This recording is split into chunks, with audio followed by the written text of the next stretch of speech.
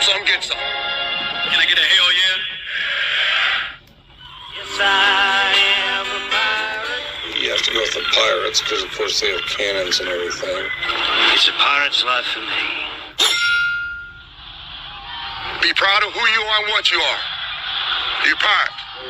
First down. Pirates. Because when you're at East Carolina, you go for it every time.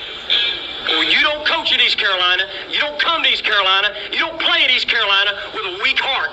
Write it. I think I've ever been in a building as loud as that was. It was deafening in there. You live with Omaha? I can promise you that. And it's purple all night long in Eastern North Carolina. You're watching The Sports Objective, the podcast for Pirates.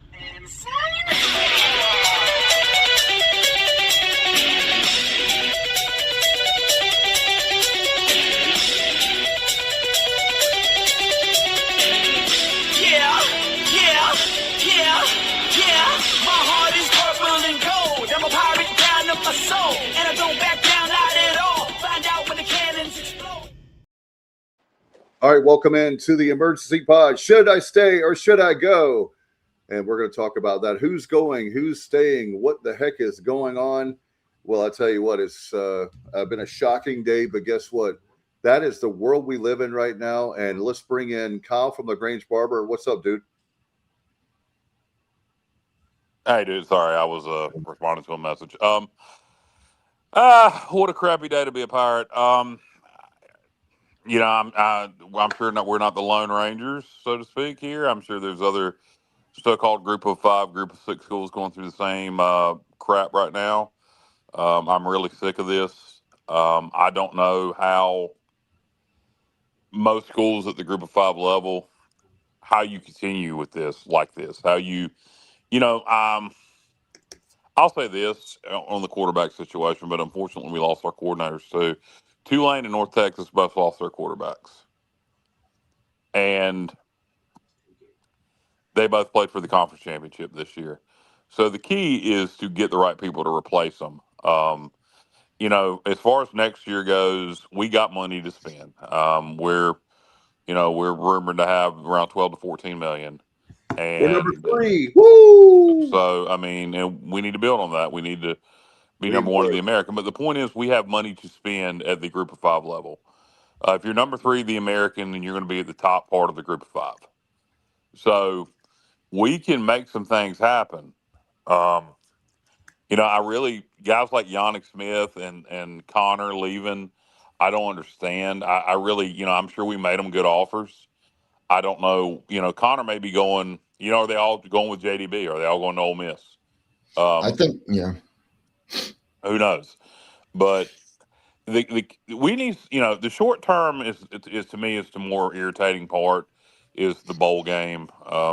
You don't really feel good about the bowl game at all now. Without your quarterback, without your best tight end, without one of your best receivers, certainly not your best receiver. I think. Anthony Smith and Brock Spalding are both better than Yannick. It's just, we need some good news. We need to hear an offensive coordinator hire that we all get excited about. What I'd love to see, and I'll shut up and let somebody else talk, but what I would love to see in the perfect world, I would target an FCS or a Conference USA offensive coordinator, maybe like the OC at Kennesaw or the OC at Mercer, that can bring their quarterback with them. And I don't know, maybe that quarterback's going to Toledo already. I'm not sure. For the one from Mercer, their head coach got hired at Toledo, for people that know what I'm talking about. But that's what I'd like to see. I'd like to see us hire a coordinator that can bring his quarterback with him in a perfect world. But we don't live in a perfect world, so we'll see how this works out. At least we have some money to spend, but we need some good news fast. I'm going to go to Johnny Robertson. I forgot him last night. So, JR, what's up? Hey, what's up, fellas? Yeah, it's a tough Monday for sure. But, I probably like Yannick Smith more than the rest of y'all do, just because. I like him. Yeah, I do feel like that's going to be a hit. Javante Connor, oh, boy. If anyone goes to Ole Miss, I feel like he's the only candidate that could be going to Ole Miss because he's special. he started it out early. He's very good all season, and he's just a freak, man. That guy there's not many of him out there. And we've had some great tight ends recently. I feel like he's probably right up there with any of them. I think JR. I think he was actually underutilized in the passing game. I think I'm with you. Yeah, he was. Really but I'm saying talent-wise, yes, he had the abilities that you can go back to whoever. I just don't. I don't remember anyone quite having his skill set that he has: size, speed, and hands, route running, blocking. All of it. He had it all. Anyhow, so but as far as Caton goes, we all knew. I mean, we said it. That's the domino. If he falls, the key to keeping the offensive core together is to keep Caton. And I truly believe that East Carolina did everything they could. I don't blame them in the least. I feel like they did everything they could to keep him. There's a point, though, that you reach where it's just not tenable. And I feel like that point was probably reached, or he just wants to play somewhere. Maybe he's going to Indiana and he sees that they had a Heisman Trophy winner and a possible first-round NFL draft pick, and he's like, I want to go to Indiana. That's just pure hyperbole on my part. But yeah, it's a tough Monday for sure. But hey, every one of these guys is replaceable, every one of them, and we have the money to replace them. Like Kyle said, that's not going to help us at all in this bowl game. It's really not. I mean, that's going to be that's potentially a very ugly matchup. But in closing, I'll just say that we're going to lose Caton. He had 1 year of eligibility left. Maybe Kyle's right. We get an FCS OC and quarterback, and that guy's got 2 or 3 years of eligibility left. He won't be Caton to start with, but Caton wasn't Caton to start with. So let's just see what happens. I'm not totally discouraged for the future. I'm just really discouraged for this bowl game, and I wanted to beat Pitt really bad. Matt? As we bring in Matt Semenza now, former linebacker in the Steve Logan era. And Matt, I know like we talked about, everything's a shock, but Matt, you are our transfer portal expert and our expert on the show. And I tell you what I was thinking today, like Johnny, we've got to accept that this is basically the pro version, the college version of the pros as far as free agency. And we're going to be building a team every single year. It's really not, though, Dave. It's really not, because in the pros, you have contract. You don't have guys that just decide to leave a week before the Super Bowl or the playoff games. I understand that, but I'm just saying that that's why I said version is not the same. But as far as not having a guy 4 years, that's part of it. Matt, what were your thoughts today? Well, what's up, guys? I mean, obviously a tough day for, Pirate Nation, really tough day for Blake Harrell, who is a guy that he has done a tremendous job since he's been hired as the head coach. And, this is a huge task for him now to essentially rebuild a team is the way it looks like it's going.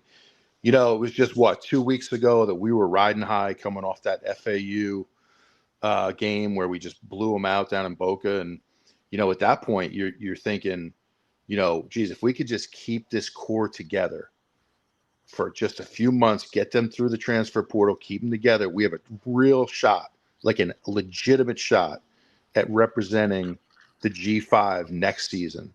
And I don't think that was really far-fetched to say at all. Now, here you are, 2, maybe 3 weeks later, and, look, JDB is gone. I always felt like he was a 2-year rental. I was convinced he would be gone after this season. Didn't love the way it played out in terms of him not being able to coach the bowl game, but those things happen. So I can live with that. I'm fine with that. I can live with Connor leaving. I can even live with Yannick leaving. I said to you guys, I don't know, 3 or 4 weeks ago that I was more concerned with keeping Brock Spalding than I was Yannick. So I can live with all that. But look, losing Hauser is a tough pill to swallow. I mean, this is a guy who, by all accounts, really enjoyed his time in Greenville, really enjoyed playing for Blake Harrell, had a lot of success here. We thought there was a legitimate chance to keep him. But here we are. Looks like we're going to be outbid once again. And, to JR's point, I don't blame ECU either. I think we put our best foot forward here. By all accounts, we offered him over $1 million to 1.2, 1.3, yeah. Yeah, I mean that is a legitimate offer where you put your best foot forward, and we couldn't keep him. At the end of the day, it wasn't enough, and that's really disappointing. That is really disappointing. So, look, I don't envy the position Blake is in right now. We're not even talking about the fact that he needs to hire a defensive coordinator. I didn't even mention that in my opener there, but look, hey, this is now looking like a massive rebuild. So that's a tough pill to swallow, guys. And I'll tell you, where is the NCAA? In my opinion, the only way you can rectify this situation, you have got to go back to the way it was, not even 10 years ago, where if a player decides to leave and hit the portal, yes, they have to sit out a full year. Guys, that would really put a halt to all this. Especially guys like Yannick and some of these guys that Hauser, Hauser even. I mean, these guys are getting pulled in a million different directions now, and even by these agents who are raping them over the coals in some situations. The NCAA needs to wake up.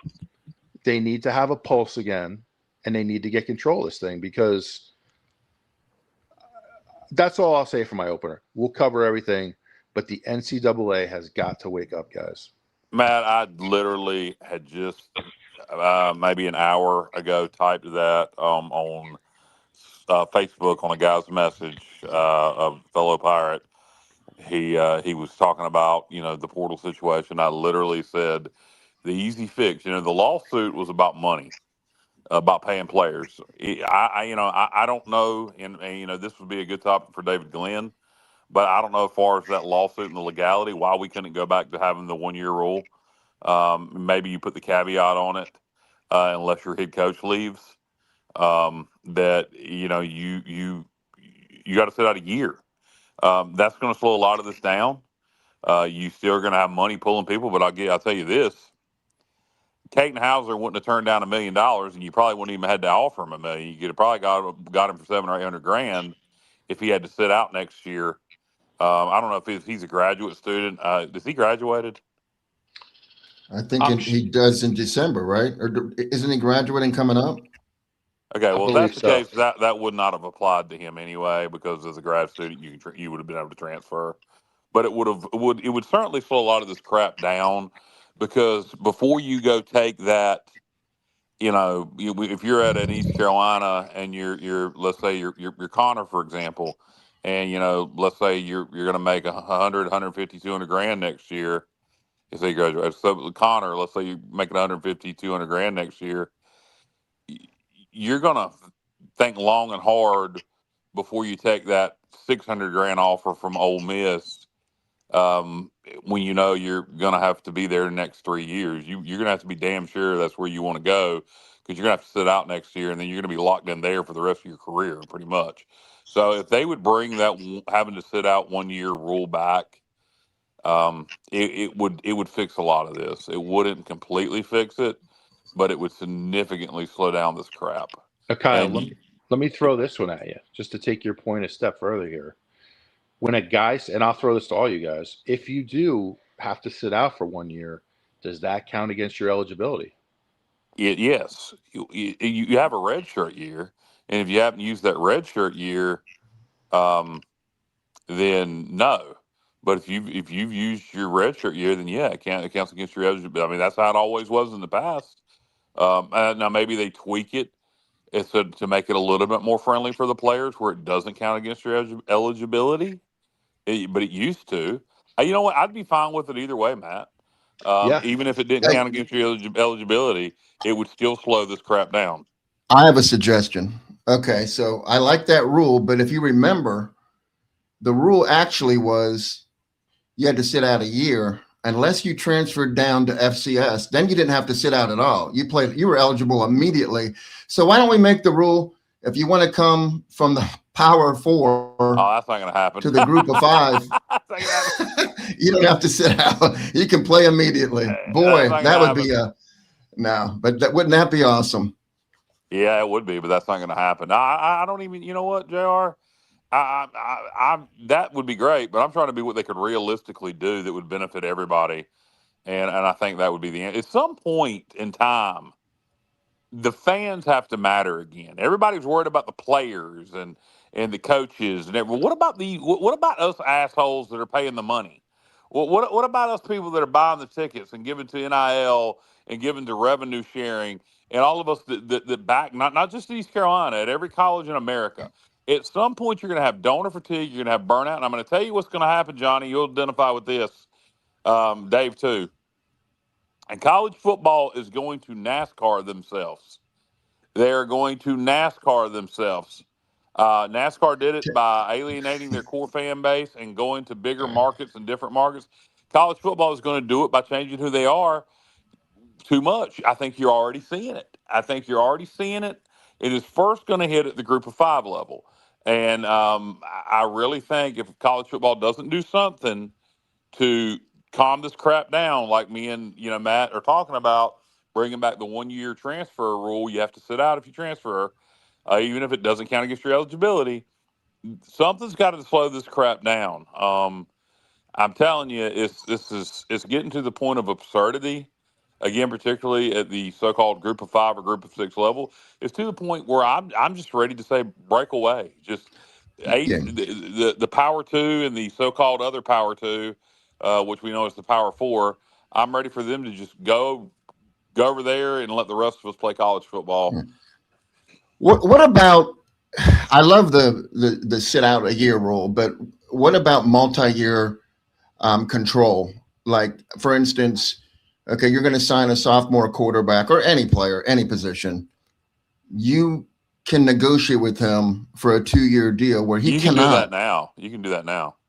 You can do that. I don't ever hear of it.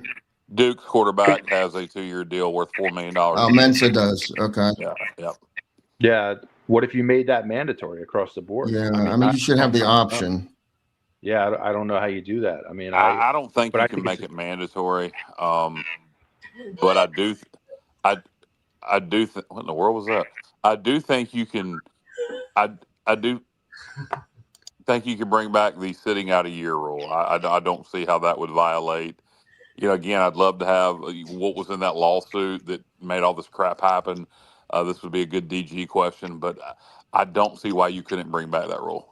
I feel like okay. Hey, Dave, my question would be, if that is a rule currently, then why would we not lock down Caton when we didn't have to outbid? Maybe we outbid somebody for him, but not many people.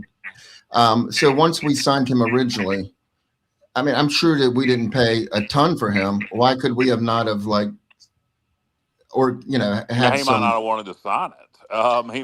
He might not have wanted to sign a 2-year deal, and something like that. If we'd have had him sign it what we signed him for last year, at the end of last year, we'd have signed a 2-year deal with him. It would have probably been for a couple $100,000.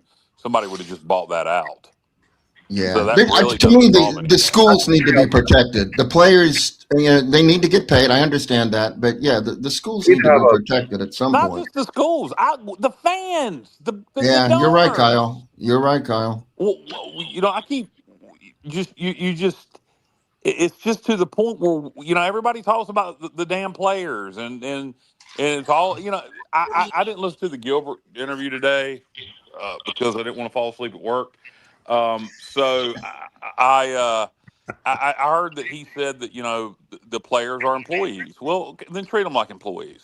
I look, go back and except for apparently a comment I made in jest about Rajay Harris, who I love, and I'm sorry of all people I hurt his feelings. And me and Rajay are cool now, but very seldom have I ever called out players. And go check my track record on Pirate Radio and the podcast. I'll call out coaches, administration. Love calling out administration. Very seldom do I call out players. That shit's going to change. And this all these people wishing Caton Hauser the best. Look, I wish him no ill will. I hope he. I'm not hoping he gets hit by a train or anything like that. but I don't give a crap what he does. I don't give a crap if he wins the Heisman Trophy next year or he goes 0-12. He's no longer a Pirate. I don't give a crap what he does. And where are these kids going to go? Somebody's got feedback, by the way. Where are these kids going to go, after they're done playing? Is Caton Hauser a Pirate? Is he a Spartan? Is he a whatever the hell he's going to be next year? Where do they go? Do we put Caton Hauser into the ECU Hall of Fame in a few years? No. I mean, it's just I don't know how this works going forward. I think Matt we're done with Semenza. I think we're done with him. Yeah, Matt Semenza knows, and I'm just speaking as a whole. Caton's the example, Matt. Matt Semenza knows where he's coming back to. He's a Pirate. Yeah. What in the world am I hearing? Is that your daughter? Now it is. Yeah, that's her. Yeah. Okay. I get exactly what you're saying. I agree. First of all, I agree with everything you just said. To your point, I don't think once these guys leave, as far as I'm concerned, we're done with them. I don't think they should be welcomed back. You look at Caton. I'm sure he's a great guy. I have no doubt, right? But hey, we gave him an opportunity here. But he didn't have Michigan State. Exactly. Gave him a great opportunity. Now, look, he earned it. He played his ass off. I'm not taking that away from him. But I'm just like you. I am an ECU Pirate first, way before any of these players that just come and go as they please. So, yeah, as far as I'm concerned, I could care less what happens. And I don't mean that in a negative way. I just mean I'm certainly not going to go out and cheer for him at his next stop. No, exactly. And I don't understand people's mentality, that are all like, we wish you nothing but the best, Caton. Thank you, Caton, for everything you did. Bitch, what about what we did for you? We gave you the opportunity to come play in this offense to show off your skills so you can go become a multimillionaire. Y'all to give some of that NIL money back to ECU to help us pay the next quarterback, because if it wasn't for ECU and the opportunity that Blake Harrell and John David Baker gave you, you'd still be riding the pine, baby boy. So at what point, do these players feel like they owe us something? Yeah, the players have way too much control now. And, if you go back to the root cause of this thing, the coaches started all of this. I mean, college football coaches. Lane Kiffin. And I highlight football because I don't think that it's the case so much. Definitely not in college baseball as much, or just some of the other sports in general. But college football coaches they have made it clear to their players that they are all about the money. So you look at a John David Baker, right? For example, he was, like we said, he's probably always a 2-year rental here. The players knew that too. They're not dummies. They know what's going on. And when they see that their coach is looking for other opportunities, guess who's going to look? I mean, the players, they're going to follow suit. So, I agree with you. I don't let these guys off the hook by any stretch. I think a lot of them are getting bad advice from shady agents. We were talking about that. I mean, look, this could backfire on Hauser. Yep. This could backfire. He's in a great. Let's just look at the situation he had here. He was going to make over $1 million for 1 year. He had a house to live in for free. He was in a situation where he was guaranteed the starting quarterback. He had a high-profile game at Alabama next year, and he had a team that was on the verge of representing the G5. So this guy had a great situation. He might live to regret that, honestly. And you look at a guy like Yannick, all right? Look, Yannick was not great this year. Yannick slowed down in the last 12 months. He was not a polished route runner. He couldn't beat anybody deep. What did he have? 43 receptions. We're not talking about Mike. We're not talking about Mike Evans here. So, look, all I'm saying is these guys could very well live to regret this move.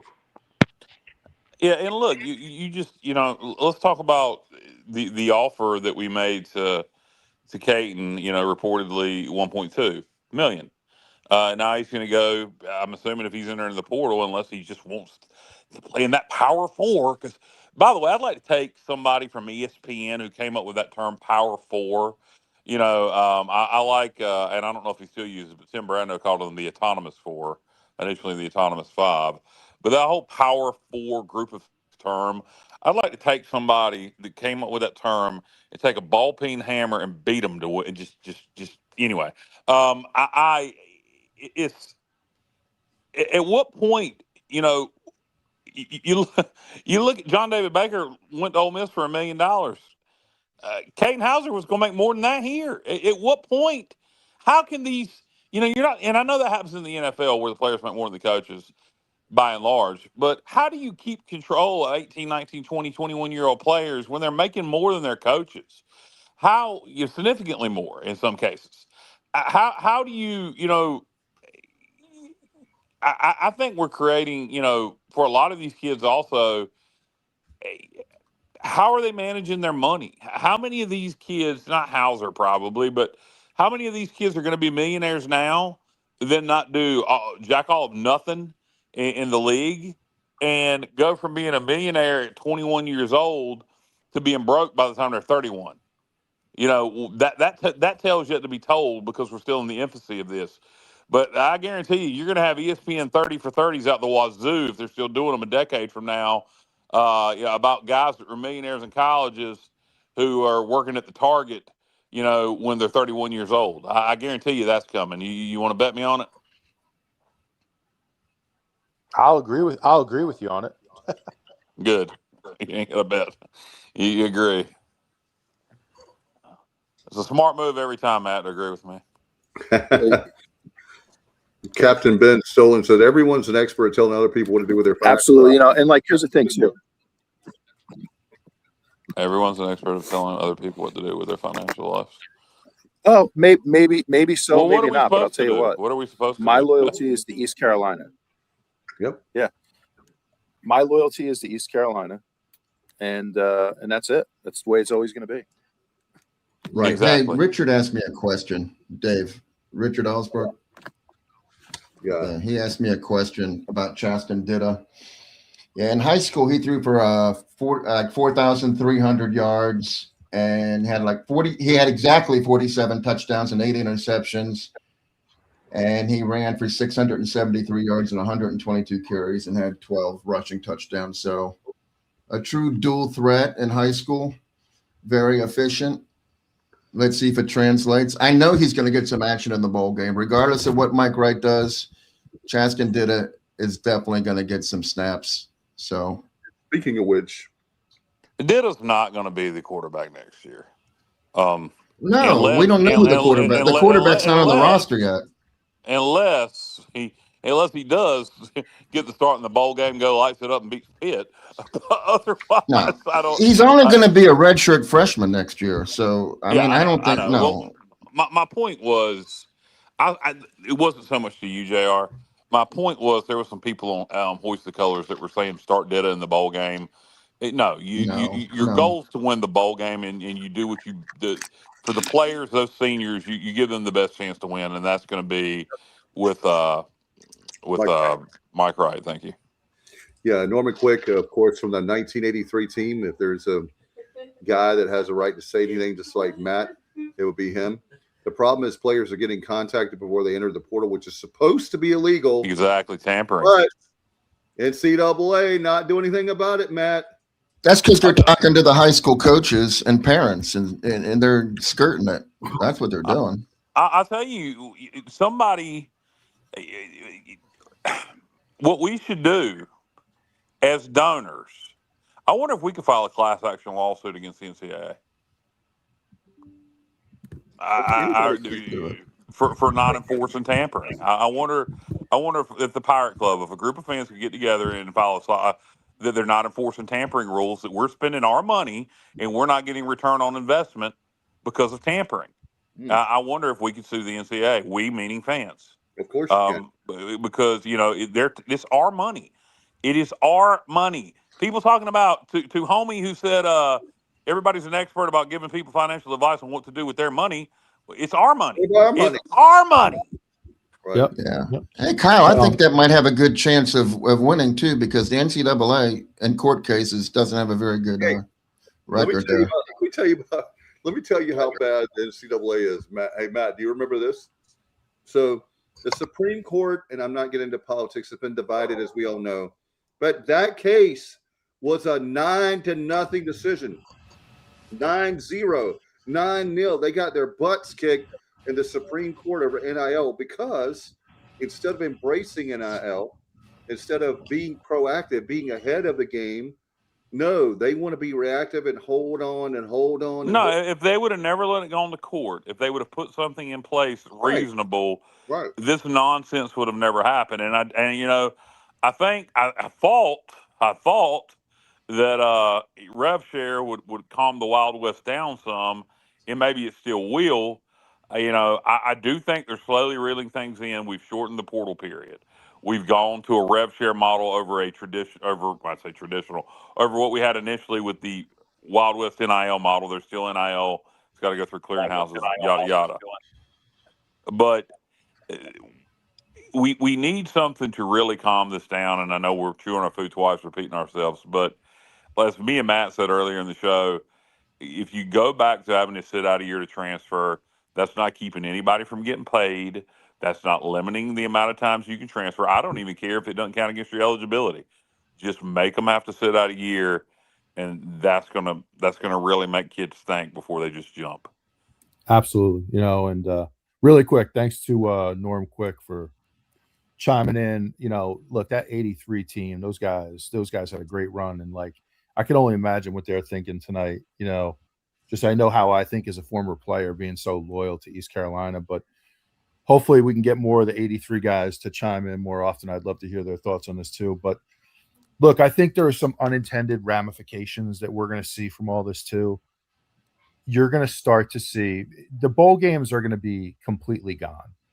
If this if this continues at this rate, within 3 or 4 years, there aren't going to be any bowl games. And I'll tell you why. Why would you want to sponsor, if you're a business, a corporation, why would you want to sponsor a bowl game? Put Kenny Meyer's comment up there to what Matt is saying. Why would you want to sponsor a bowl game when half the players opt out? Okay. You're not going to have great crowds for these games. I mean, look, and this is not a knock on ECU fans at all.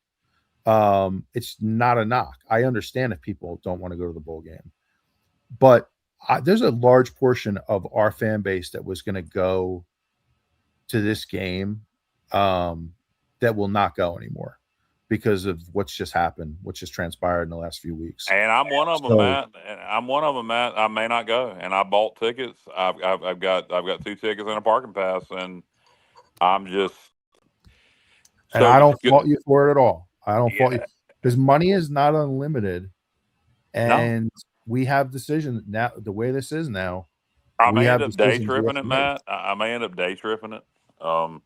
But at this point, going to spend money on a hotel, you know, and dinner and everything else you do when you go on a bowl trip, I've just lost all excitement for it. Now, maybe something will get me excited in between now and then.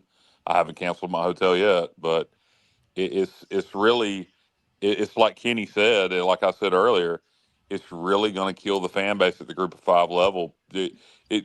Fans are going to start getting fatigued, donor fatigue, fan fatigue, however you want to say it, with all the transfers and the money that's being asked to be spent. And the first place that's going to be felt is at the so-called Group of 5 level. You know, I think the one thing that may help with this is if, you know, with all this turnover, if we hit a home run with the OC hire, hit a home run with the DC hire, and do really well in the portal, particularly on the opposite side of the ball. But then at the end of next year, we're going to have to do the same crap again. I think you got to put – I think to save postseason, even if you took bowls away and you had a 16 or 24 team Power 5 and a 16 or 24 team Group of 5 playoff. Let's say you had a 16 to 24 team Power 4 playoff and then a 16 to 24 team Group of 6 playoff. I think you have to – and it's annoying – but I think the only way to save the postseason, I think you got to move portal post spring. I think that's going to be your only portal date, and it's going to suck because you're going to have guys that you think you're going to have in spring, and then you're not going to have them after spring practice but I think it's really the only way to save the postseason. You're going to have to move that portal date to post spring, and it'd be the only date. No doubt. And for me, Kyle, you talked about a point, and I think this might be speaking of saving graces, I liked your idea. Let's combine the American and the Pac-12 and have a super league, because I think that way, to have half the teams in the West, half the teams in the East, you have one trip that you have to make West, or if you're a Western team, one trip that you have to make East, to be able to save on cost. And I think that's the way that we, being the American and the Pac-12 that's trying to rebuild, if we combine forces, man, oh man, oh man, we could. Well, you don't even have to do it in football. You wouldn't even have to do divisions. If you really wouldn't. I like divisions, but if you wanted to make sure you had your two highest ranked teams playing, although I would question you could, huh? I was just doing that for travel costs. I don't think you're really. I think in a league that big, in the 16 team Pac-12 we're talking about, you could do that, and you're pretty much going to be guaranteed to have the two best teams playing for the championship anyway. But if you didn't want to do divisions and you merge the two leagues to try to form a new power league and get more money from TV, et cetera, you don't have to worry about travel costs in football that much. You only play 12 games in conference. You're going to play a 9-game conference schedule in this scenario. So you're going to play 1 year 5 at home, 1 year 4 on the road, and then vice versa next year, 4 at home, 5 on the road in conference play. The divisions would need to come into play if that Super League was formed for basketball and Olympic sports. That's where you would have to do your divisions. Divisions for football, I would like it better, but it wouldn't be unnecessary. Philip says this isn't just a football issue. Look what's going on with basketball. How in the bloop can ECU compete in basketball? Well, Philip, we talked about this ad nauseum. The bottom line is it doesn't take that many players in basketball. We have money right now in basketball. It's just poor choices, poor spending choices. That's the bottom line. Yeah, I mean, we have a major donor that's really helped with basketball, and we had a decent budget. It's only you only need a couple of really good guys to really change your basketball program. Love it. How about that? JMU to cripple the Sun Belt and then merge with Pac-12. I agree. Like I personally think, I'm not usually for mergers, but I think that's a way you want to talk about making. I'm not for a full merger. What I would like. Yeah, that would put the conference at like 22 teams. No, I'm talking what I would like. Best teams. What I would like to do. You keep your 8 and your Pac-12 how they are, and then take East Carolina, South Florida, Memphis, UTSA, North Texas. God, who would the other 3 be? Well, what are the academies? Yeah, no. Army, Navy. Well, I would say football only. Put them in there, too. And then grab Air Force from the Mountain West actually, and there's your 8. There you go. Justin said he saw on Twitter, Liberty is expected to spend $20 million for revenue share next year. Well, you know what? Liberty's got a lot of money, and they're hurting. They haven't been getting a lot of people wanting to transfer in there because you're not allowed to touch a girl. So they're going to have to spend some money to get guys to want to stay there and put up with their ridiculous rules. Hey, Dave, what was that last comment you put up there? You put it up too quick. I didn't get to read it about basketball. Oh, crap. Hold on. Okay. Fernetti needs to put up a I agree. American Pac-12 challenge. That would be cool. Yeah. Great. That'd be awesome. Great. And that would be better than some of the cupcake games we're supposed to win. Anyway, you could put a game or two. It will at least be one game there. Yeah. How about this? This is for Semenza. You fruitcakes are worried about this. That's definitely not for me. You had one coach who didn't want any transfers in order to save his job. He was forced to start the process. Insert new coach and more transfers. You are one game away from CFP. They transfer in and they transfer out. Kyle needs to listen to Gilbert's interview today. We're fine. Libbiana, I will not listen to anything Gilbert says. Oh, well. Hey, Dave, for those out there that care, can I just quickly go over the offensive skill positions and show what we have coming back? Please. Because, obviously this does not include the transfer portal, which I think we're going to hit hard, especially on offense. But I'm just going to go very quickly through the 4 positions. At quarterback, we have Chaston Ditta will be a redshirt freshman. Cole Hodge will be a redshirt freshman. Or actually, it's Connor Hodge. Cole's the wide receiver. Then we're going to have Raheem Jeter is a redshirt junior. Now, whether he comes back or not, I don't know. This is just who's on the roster right now. Running back, we got London Montgomery, redshirt junior. Parker Jenkins will be a senior. And then we have TJ Engelman, redshirt sophomore. And Dewan Lacey will be a redshirt sophomore. At tight end, we got Desirio Riles will be a senior, but I'm hearing he might opt out of the bowl game. And so that would lead me to believe that he's probably going to hit the portal. But so far, he's on the team. So we got him as a senior. We have Mason Brown, redshirt sophomore. Then we have Cayman Reynolds, who redshirted, but he's supposed to be pretty good. He'll be a redshirt freshman next year. And then at wide receiver, we'll have Brock Spalding, redshirt senior. Jaquez Petaway will be a senior. We got Tyler Johnson, who'll be a redshirt senior. We got Dylan Lorick, who had a couple really good catches. He's going to be a redshirt sophomore. Waiters also had a couple good catchers. He's going to be a redshirt sophomore. And then you got Johnny Williams from Havelock, who was really a running back in high school, but they project him as a wide receiver next year. He'll be a redshirt freshman. And then the other Hodge brother, he'll be a redshirt freshman. That's a good place for him, Justin. And then Malik Leverett will be a redshirt junior.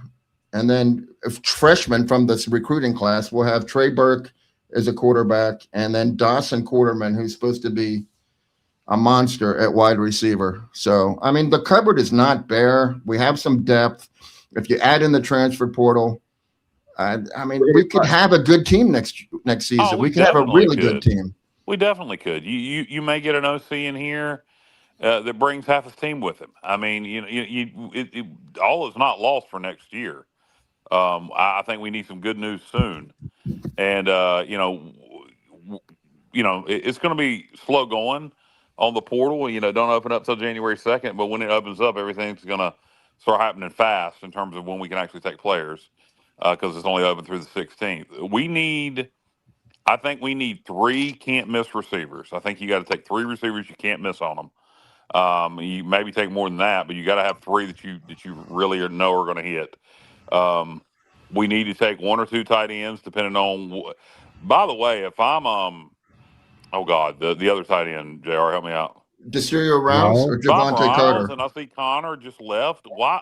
What are you doing, Riles? You can get more money now than was offered to you initially from us.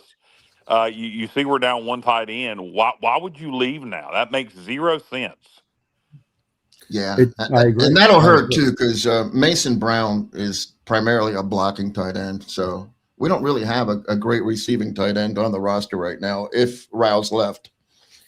Here's the thing, guys. Like these opt-outs and these portal hits, if they start hitting our offensive line, if they start hitting our left tackle, McCrimmon, if they start hitting up our right guard, Poku, I mean, these are really tough to fill. Now, we don't know if that's going to happen, but there's going to be more. I mean, today are just the first few dominoes. Yeah. Because a lot of these guys, when you're 18, 19, 20 years old, you're getting influenced by agents. You're getting influenced by your buddies back home who everybody wants that name brand. Look at Riles. He wants the U, right? And he probably won't see the field. Right? He wants the U. It sounds cool. You got an agent pulling you. And a lot of these guys, when you're 19 and 20, you don't always have the vision to put this all together and realize the big picture. And that's what I worry about for Hauser too. But look, it's just insanity. The whole thing is insanity. I would say to Riles that you should finish your career as a Pirate in terms of at the very least playing the bowl game. Like you at least owe that to Blake Harrell and your teammates that are staying. So, yeah, I'm not one to support all these decisions. And for me, it's always going to be East Carolina first. I'll keep saying that because that's the way I see it. You know, one thing I'm glad I'm not seeing is do we have a chance of getting Garrett Riley? Noah, that is yet to be determined. You know, that is rumored to be out there. But one thing that I haven't seen anybody say, and I don't want to put this in anybody's head, so I halfway don't even want to say it because I'm glad it hasn't been being said. So now I'm going to say it. I'm glad nobody is like going, well, maybe all these players know the real head coach was John David Becker, and that's why they're all leaving because JDB left. Now everybody's following suit, and I think it has more to do with. I think this has more to do with Hauser's decision to leave, and now everybody else is following suit because Hauser's leaving. But you know, I don't know. We do need to get this OC hire done in a hurry. You don't want to make the wrong decision. But we need to be. The sooner we get an OC in here, the sooner we can start putting together the rest of the offensive staff, depending on, you know, who else is going to leave, who this guy wants to bring in himself, and the sooner we can start evaluating players that are going to be entering the portal, particularly at quarterback. And the Pirates, you know, the fan base needs some good news. Yeah, Robert Dedrick asked about Kevin Monroe's son because we didn't offer him because our tight end room was full. Here's the deal. This is on Mike Houston. Mike Houston, they didn't want him, right? Blake did, but it was too late because he had already committed somewhere else. You have to, you can't blame his dad, who was a great player here, or his son. He hadn't committed at Stanford when Houston was still here. That didn't happen until September. Right, but I'm just saying that Blake jumped on him late. Right, because Houston didn't give him the time of day. What's the kid supposed to do but like wait around, and then not have anything? So that's why the whole situation with Kevin Monroe and his son was because of Houston. Yeah, and who knows? You know, he's at Stanford next year. He might, you know, his transfer portal works both ways. He may end up in Grable. No doubt. That made no sense. Good point, Kyle. Because I think we were loaded at tight end back then. They said they were looking, Matt, what they said was the tight end slot that they had available, they wanted to pursue a blocking tight end because they had plenty of receiving tight ends. That's why they said they didn't go after him initially, early. Gotcha. Hayes, I'm curious to know, JR, I don't know if were you done talking about tight end?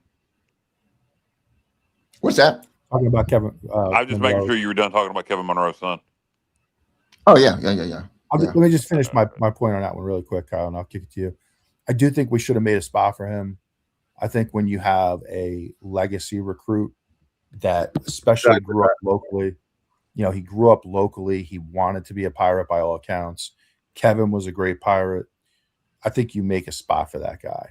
And I thought that was a mistake. I'll admit it. I thought that was a mistake, but it's over now. I do hope we get him back someday. That would be great. I agree with you, Matt. My question for that, Pays, I don't know anything about the Mercer head coach. What was his background? Was that his offense? I know they put up unbelievable numbers at Mercer. Why didn't he take him with him to Toledo? Why didn't he take that quarterback with him? Why has Mercer not named him head coach? You know, so all these questions do come to mind.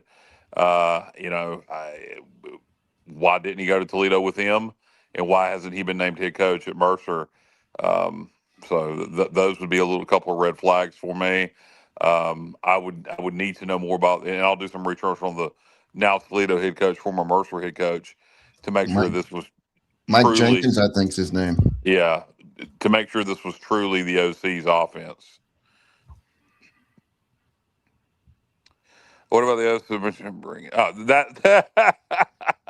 That quarterback will not be coming. And look, if we get that kid, if we get that quarterback from North, I imagine he's going to Oklahoma State. That kid's going to be making some serious money. But yeah, if we manage to get if we can get the North Texas quarterback, then yeah, go ahead and hire that OC now.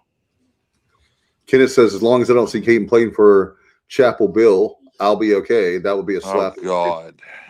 Oh, that would be the worst nightmare right there. That would be the worst nightmare. Well, he's a California kid. So Mercer Hyde, West Georgia head coach. okay. Again, I'm gonna have to research.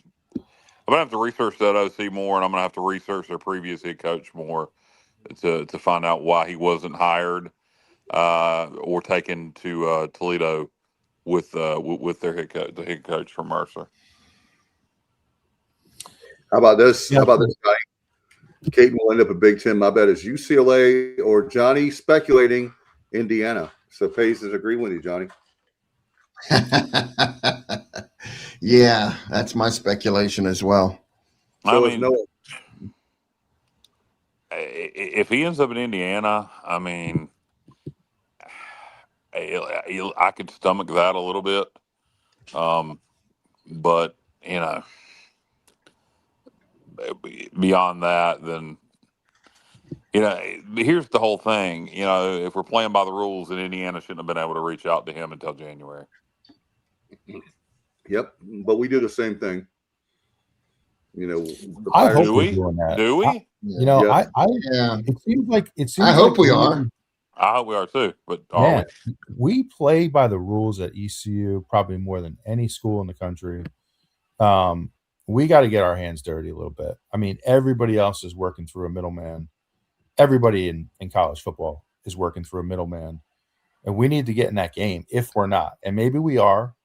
But if people are doing it to you, you know, you got to get your hands dirty a little bit. And, you know, the reality, though, is we would get slapped on the wrist 10 times more than a Chapel Hill, for example. They would get let off the hook. But still, you know.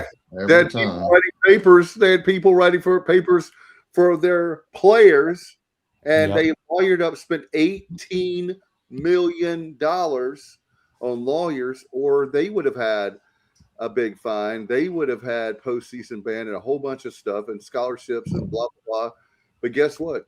That's what happens with that. But Matt, I mean, this whole thing with transfers and all that, the reality is this, guys, this is going to happen year after year after year. It's not being complacent.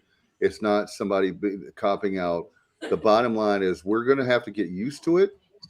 And what we're going to have to do is we're going to have to raise more money so we can offer these kids more money to be what we know that we can be. And that is, I don't like the fact that we're okay with being spending third in the league. I want to be number one in the league. I mean, Ricky Bobby said, if you ain't first, you're last. I know it's a funny movie, Will Ferrell with Talladega Nights, but my God, can we just have the mentality of being number one and wanting to be number one and not so happy to be number three?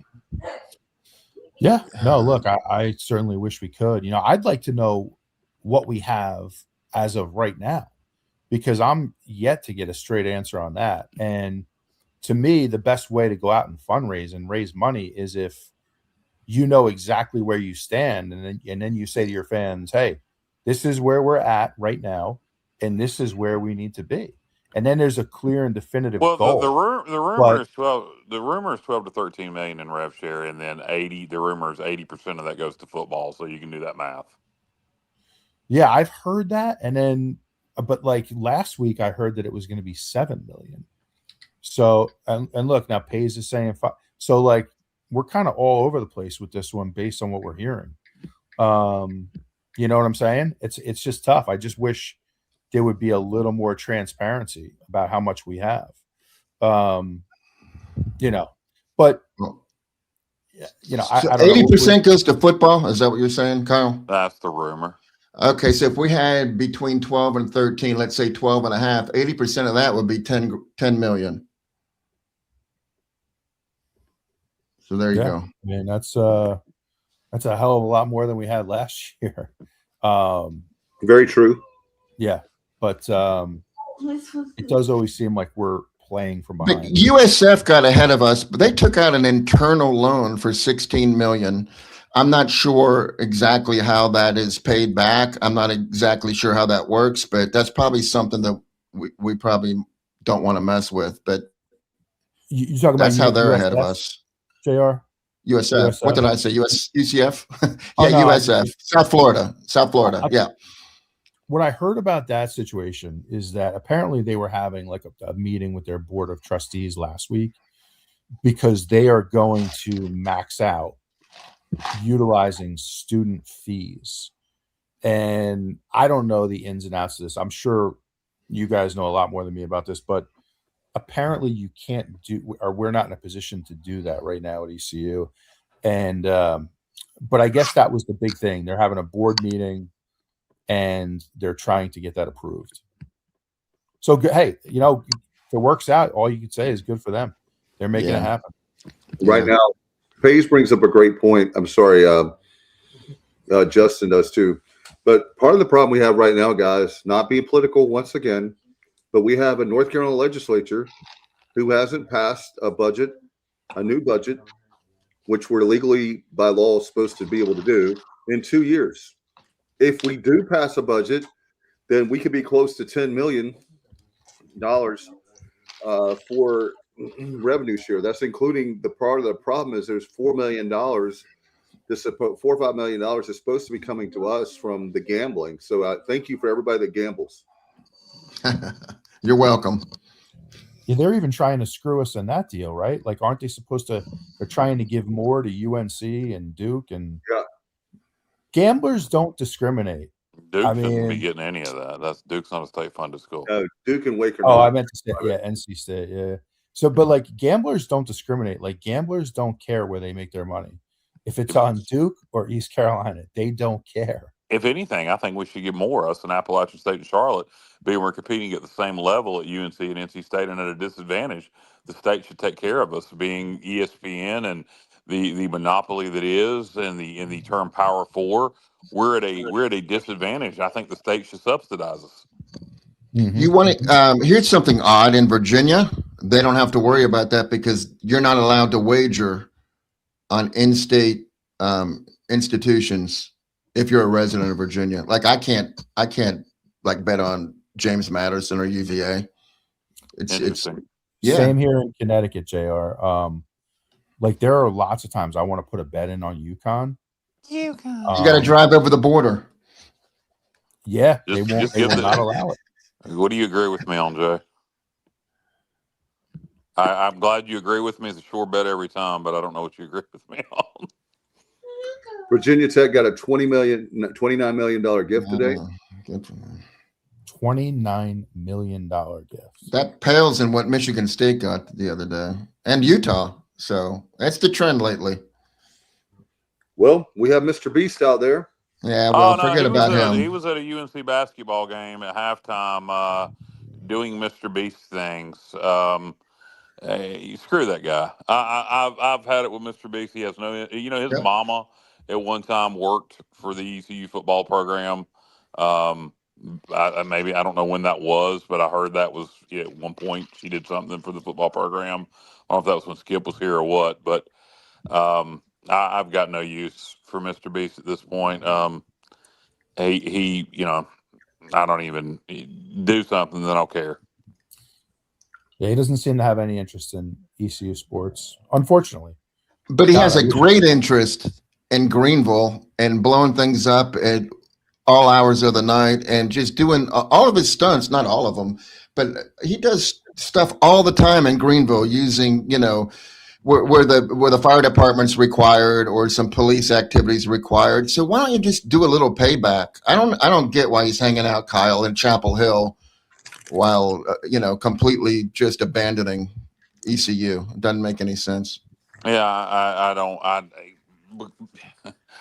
Because he's a self-promoter, and the biggest platform, unfortunately, is UNC, and that's what it all comes down to. He wants to be tied to the biggest name brand in our state, and he doesn't give two shits. Yeah, he gives money to all these people, but most of that money is coming from the sponsors on his video. It's not coming out of his pocket. He's a multimillionaire. And yeah, he helps people out, but it's all he is a self promoter. That's what he is. And the damn fool doesn't realize he could actually. I'm going to be the first. I'm going to make East Carolina the first Group of 5 football team to win a national champion. He could do that. He could make sure we have the highest revenue sharing in the Group of 5, that we're the equivalent to the any Power 4 team, get us the most talent.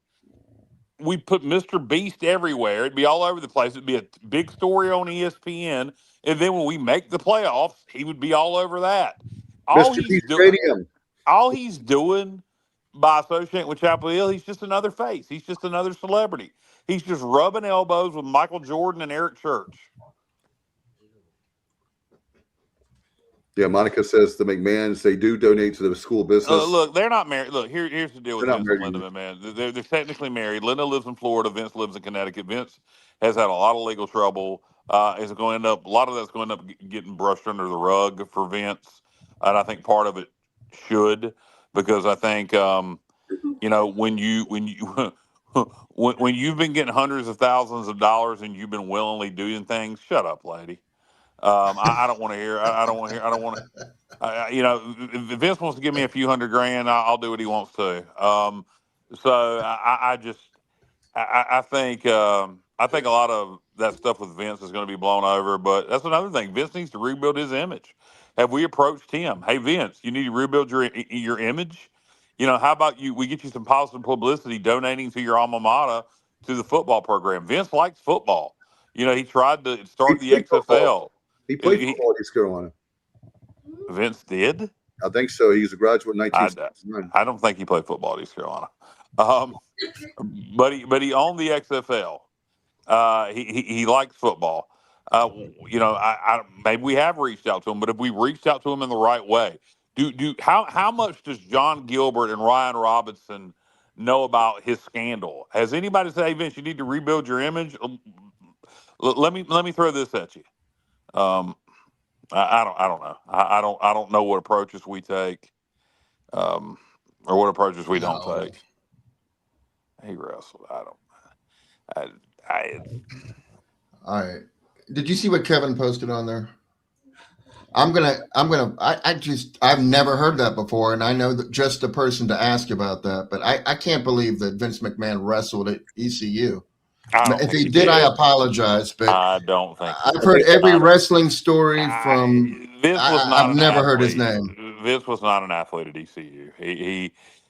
When Vince left ECU, first of all right, so Vince didn't know his dad, Vince McMahon Sr., until he was well in his teen years. He grew up in a trailer park in the Pinehurst area, and he found out his dad was Vince McMahon Sr., who at the time the WWF, Worldwide Wrestling Federation, in the Northeast.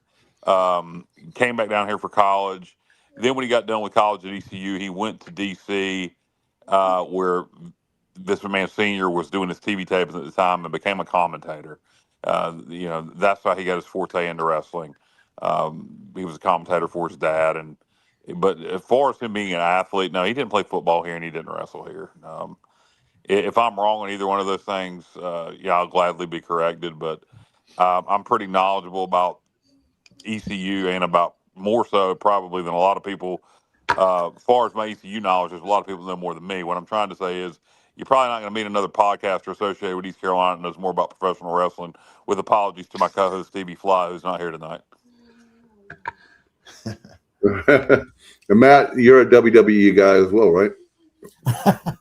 I pretended to be one the other night when Kyle and Stevie were live. Right, Kyle? You pretend is the operative word, Matt. Yes. Yeah. No. The only thing I know about wrestling was a brief period, like 80, like 86 through like maybe like 89, when like WWF was at its prime. Yeah. But I don't know anything about today. But yeah, you just lit the fuse, Matt. You just lit the fuse on what was that? That was last night. Yeah, and then let those two. I learned a lot though, Kyle and Stevie. So. Oh yeah, those guys definitely have a serious knowledge of professional wrestling. But Guys, just to get back to the bowl game for a minute, I saw that the line went from, I just saw about 5 minutes ago, it's 7.5 now. Yeah. I want to say it got down to 4.5. It did. No, 4. It went from 6 to 4 quickly, and then from 4 straight to 7.5. According to ChatGTP, Vince McMahon did not wrestle collegiately at East Carolina. I think that was a joke, like I said. Well, maybe. Okay. It could have very well been. Yeah, the line's up to 7.5. It got down to 4. I expected to go up even more. Yeah, I think for every opt out, every guy that hits the portal, you're going to see that line go up. And I haven't really followed. Do we know of any opt outs or portal guys from Pitt? I haven't heard the damn one. I haven't heard. Yeah, I went to their 24/7 site. Nothing. Okay. They got that good Power 4 money. Delicious. Here's the thing. Asking Mike Wright or Chaston Ditta to orchestrate an upset against Pitt is one thing, but when you take away, 2 or 3 of his best weapons, it's almost just not fair. So Kyle, I just want to say that I completely understand why you and anybody else is not going to invest in making that trip. And I know you still might come, and I hope you do. But for me, I'm just closer. I'm much closer. It's less of an investment for me. I just want to go there to support the 30 seniors that are going to be there. And Mike Wright, I just want to be there in case something crazy happens, which it might. I want to say, yeah, I was there when the Pirates went there undermanned and took out Pitt in the, Military Bowl. So I'm going to go to support the seniors, to support Mike Wright. And, but I understand if anybody chooses not to go, I completely understand. I just have the luxury of being just a little bit closer than y'all. Yeah, and I'm 50-50 on it. The tickets are purchased, the parking pass is purchased. I'm 50-50 on it. The good news is if we don't go and we pull off the upset, I'm going to just blame Jessica. Oh, my God. Wow. The whole time I'm going to be like, you didn't want to go. That's, I knew you really didn't want to go. You didn't care about going. If you'd have wanted to go, I would have went, but you. Yeah, I think Mike Wright can, this is a chance for Mike Wright to really cement his legacy and to really, nobody's given, if you're Pitt, maybe you catch them on a day when they say there's no way they can win because they don't have their quarterback. They don't have wide receivers. They don't have running backs. They don't have this, yada, yada, yada. I haven't heard a single defensive lineman come out yet. Dave, don't jinx us. We got 12 days. I know, but yeah, no, I hear you. Hopefully they won't. But with Mike Wright, I don't know that they're going to, they're preparing for him at this point. I'm sure they will going forward. But he did throw 24 touchdown passes in his NCAA career, so he can throw the ball. So it's not just Mike Wright running all the time. He can throw the ball, but you definitely have to mix some stuff up. He just can't be a pocket passer and expect to, have good results. So if he wins, Dave, if he can somehow orchestrate an upset, he will be a legend in Pirate lore forever. You're right about that.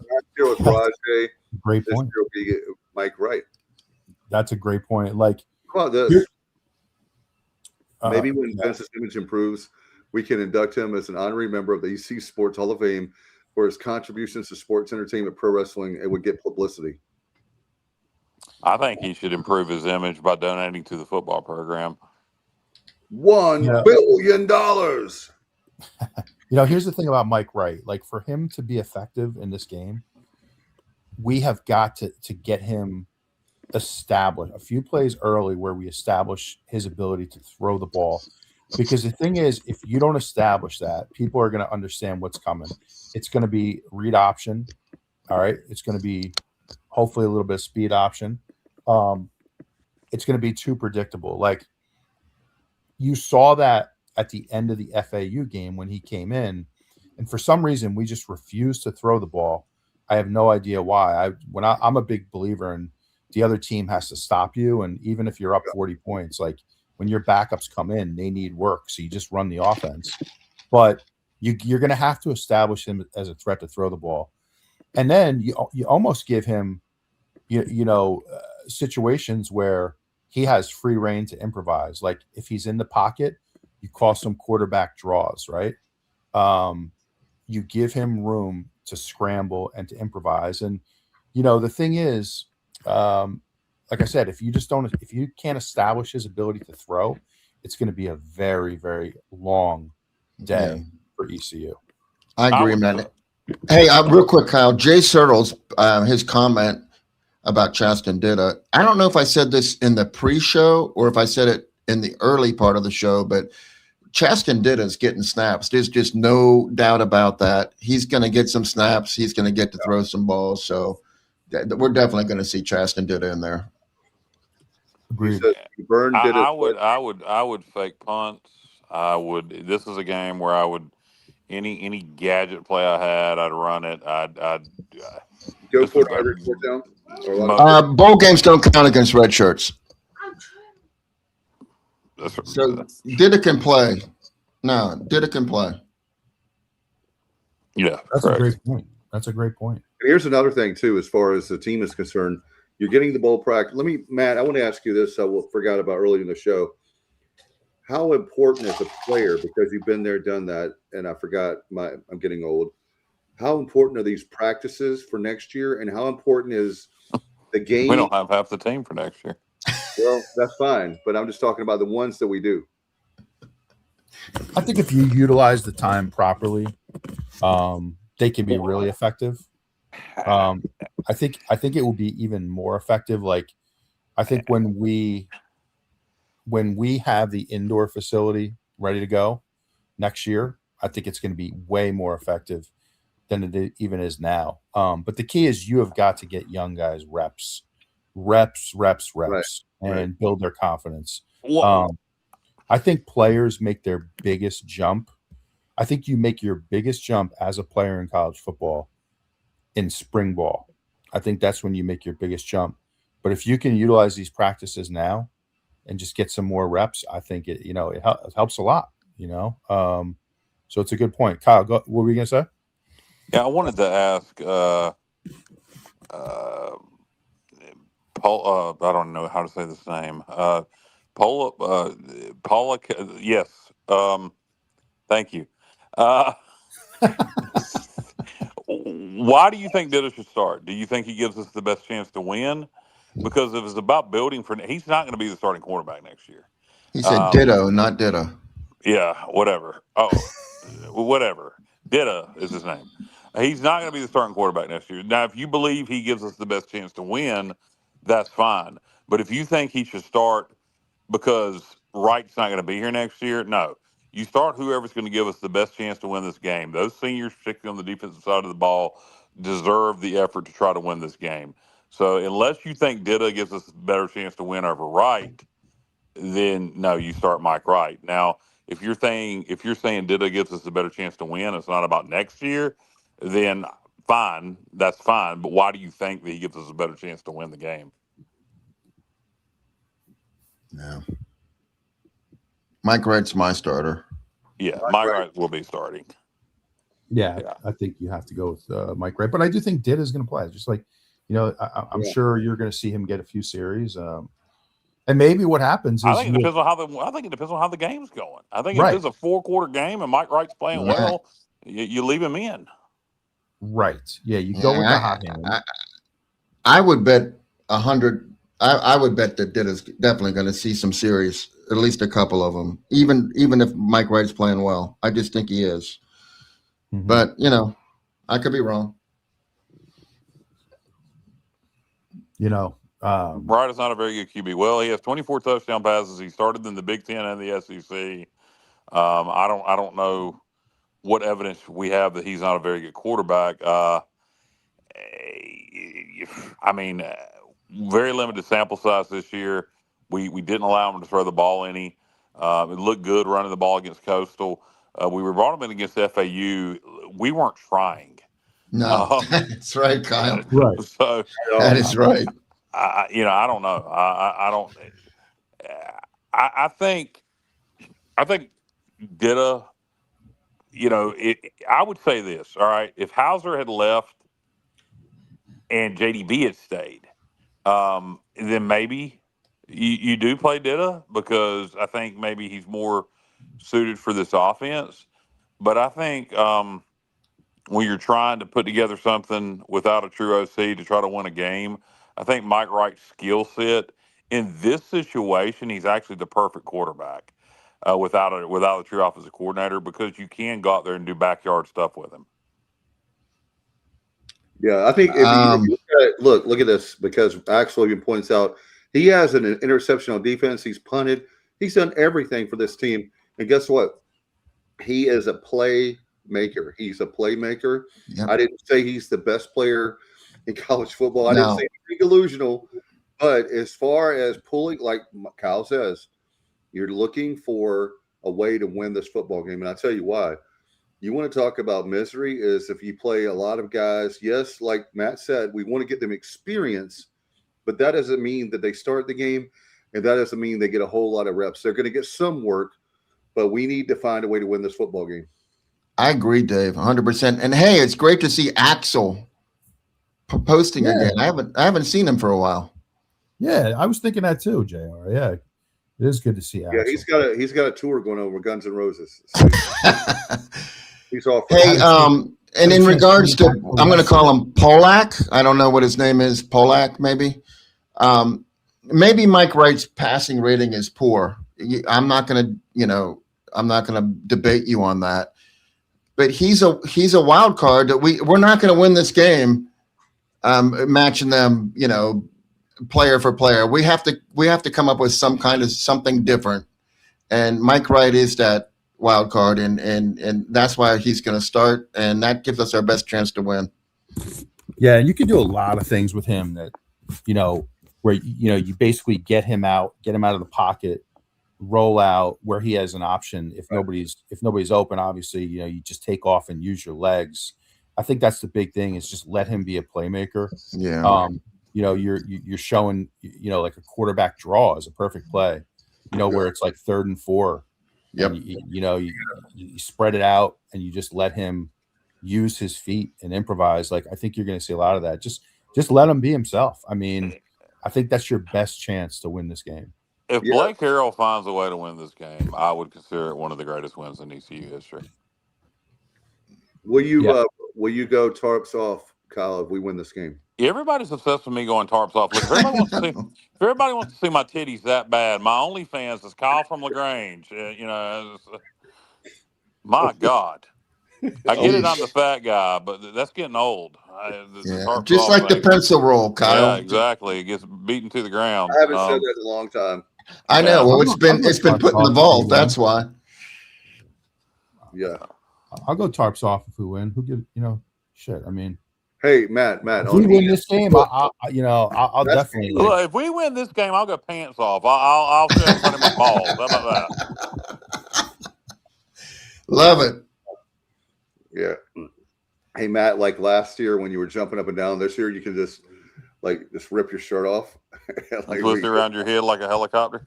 Oh yeah. Man, yeah. We had a blast at the game last year. I had such a good time. I think the biggest question for the bowl game is you want to go, if I'm going to go tarps off, I want to know if Dave is going to wear a Charlotte FC hoodie again to the bowl this year. No, I'm going to buy a 2X. Wait, did you wear a Charlotte FC hoodie? What are we talking about? Yeah, he wore a Charlotte FC hoodie to the bowl last year, Matt. What are you talking about? You knew that. A 2X. I had a 2. Yes, because I have lost. I would have given Dave a hard time about that one. We gave him a hard time about it, Matt.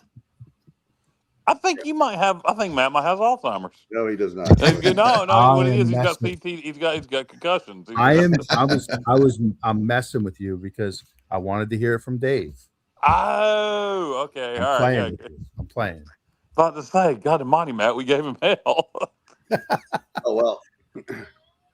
Justin Bud says he'll donate 1,000 just for Kyle to keep his pants on. Hey, this is a great revenue sharing. Kyle is going to take his pants off unless we get $12 million by Friday.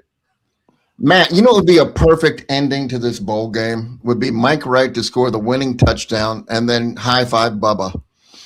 Oh, that would be amazing. That would be it. Bubba's still waiting for a high five. His hand is still out there.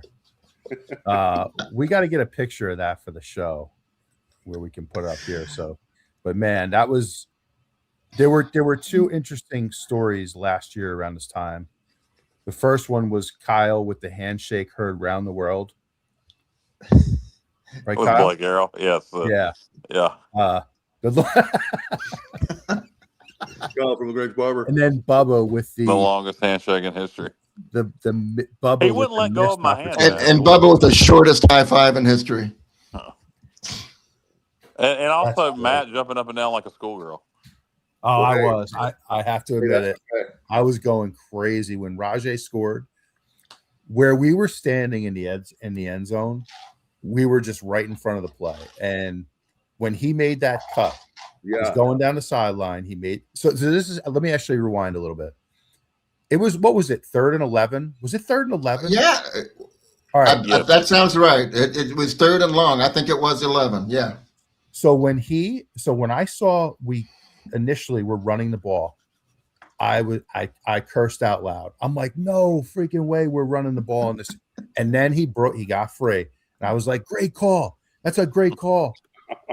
Like you do. And then when Rajay cut back to his right, I'm like, he's gonna take this to the house, and we were going crazy. It was awesome. It was great. Hey, Matt, were they yelling for Rajay to get down? Yes. There were a few people yelling for Rajay to get down. One of them was Blake Harrell. I think Blake's learned from that. I think one of them. And I appreciate that, Kenny or Kenneth. Forget Petey. Let's haul Kyle from LaGrange. Is that moment when Rajay broke that touchdown off last year, and just for me, I just beyond emotional. I literally started. I will get it. Like my emotions will overwhelm me in moments like that. I started crying in the stands, and then I got fired up to stop them on defense, and it was one of those moments you'll never forget. And maybe we'll have another one like that in Annapolis this year. It's going to take something. This would be one hell of an effort. And like I said, considering all the circumstances around this and how good this Pitt team is, I would consider it one of the greatest wins in ECU history. Kenny saw Kyle crying in the stands. Kenny, that is possible, my friend. I don't know if you're joking or not, but that is entirely possible. Hey, anytime you can beat NC State, it's a good thing, right? Amen. I posted video of myself crying after that game on my personal Facebook page. So I think Kenny's just BSing, but you definitely could have saw it. No doubt. So what do you guys think about somebody mentioned earlier about the guys who left? Would you bring them back? The guys from defense that left last year? Some of them. Zakai Barker for sure. Yeah. I think it depends for me, and without knowing exactly how they left. If anybody was kind of disrespectful about it, there isn't any linebackers unless they go in the portal. So I mean, if somebody if they were kind of disrespectful or, without going into some names, I think there was definitely one whose dad was very disrespectful on X. Oh yeah, an offensive player, and I don't even want to mention his name. I don't even want to give him the airtime.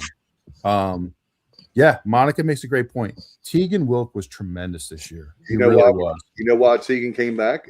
He came back because Blake Harrell was the coach and not Mike Houston. I asked him that question. So if you're wondering about speculation, I asked him that question. He came back because Blake was the coach and not Mike Houston. And it worked out. Yeah, I mean, if you leave on the right terms, I'm fine with it. We could definitely, look. But I just without knowing, I just can't. I can't say. Well, there's speculation that we're going to do that we're going to bring back some guys, particularly on the defensive side of the ball. So I think I don't think Blake would be looking into doing that if he didn't think it was going to be the right, decision. Yeah, And that makes our defense even better, potentially. We don't know what's going to happen, but oh no, he's a senior. I was going to say, I hope one of them's not Gavin Gibson. That wouldn't make Matt happy, but I think he's a senior this year.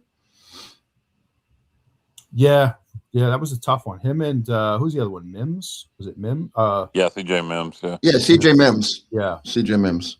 I mean, I think he had a pretty good year for the Tar Heels. So. As Tar, yeah, right. Who knows? I don't know. Well, maybe. Do you think that Belichick is going to make it a point to try to rate us again? No, I don't think he's going to take a lot of guys from the portal this year because of the amount of kids he's out of high school. I mean, 39. To answer the question, somebody asked about the triple option with Mike Wright. Yeah, you could do that, but you really don't want to establish a whole new offense. And I guess I wouldn't want to try to install a whole new offense in less than triple option in 1 week. No. Yeah, exactly. So no, what you do is you run what we can run that we've practiced with Mike Wright in this offense, which is some read option and some speed option, and then and Mike can throw the ball. Yeah, it's a misconception that he can't throw it. He definitely can. This offense is technically a veer spread, and the veer offense, I mean, it's like a simplified triple option. You could run that and still have effective running plays without getting into the triple option stuff. There's just not enough time for that. No doubt. And we'll obviously have by the way, we'll have a show on Wednesday night if you're wondering. But hey, Matt, my question to you is, I've been wondering all day, the ultimate question for you is, when are you watching Ernest Saves Christmas? That's a great question. I mean, I've been pondering, inquiring minds want to know, Matt. I did, out of respect for Kyle, I did find it is on YouTube. It may be on Netflix. Okay. You want me to ask that person over here where it's being streamed right now?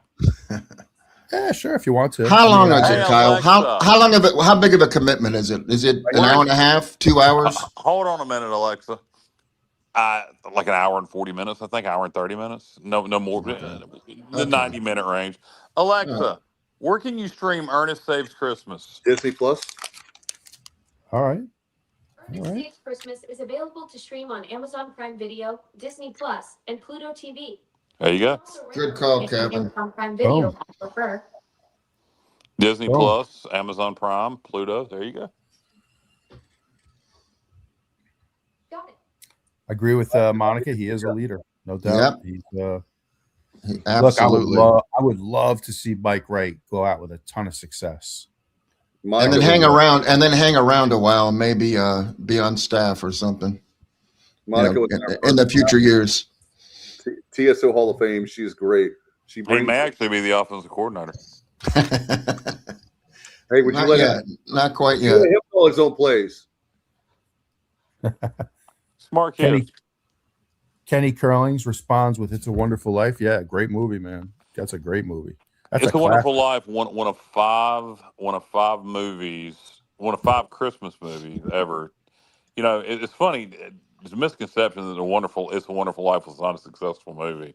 It might not have done much box office, but it was nominated for Best Movie of the Year. The year it came out. We're talking about money wise at the box office. Yeah, and another one that was nominated for Best Movie of the Year of the five that were ever nominated was Miracle on 34th Street. Yep. Both came out obviously the same year in 19 consecutive years. Let's see. It's a Wonderful Life. Great movie. One of my favorite. I think It's a Wonderful Life is overrated. It is way too long. There are points in that movie that just bore the hell out of me. It's a good movie, but I think it's overrated. Oh my God, I love it. Features the great Donna Reed, which is always a great thing. Charlie Brown is short and it is classic. I watched it last night. DVD or Blu-ray will run you about 25 minutes. It's on Apple. Last night, right before the show, my wife and I watched a couple of classic Christmas specials. We watched Charlie Brown Christmas and the Garfield Christmas from the 80s. Oh man, I love Garfield. What about Four Christmases? That's a good one, man. Four Christmases is a really good one. Classic Vince Vaughn.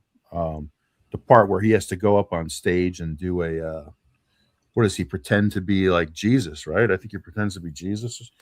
It's pretty funny. Very funny. What's everybody's favorite version of A Christmas Carol? I love the 99 version with Patrick Stewart. I think it is, there's probably, counting all the animated versions, there's probably 50 to 100 versions of A Christmas Carol out there. And I legitimately think the Patrick Stewart version in 99 is the best version of A Christmas Carol ever made. Do you remember, oh my God, what is his name? I'm trying to think of the guy that's impression, Rich Little. Rich Little had Rich Little had one, I believe it was Christmas Carol, and he played like all the characters or something. It was really good on HBO.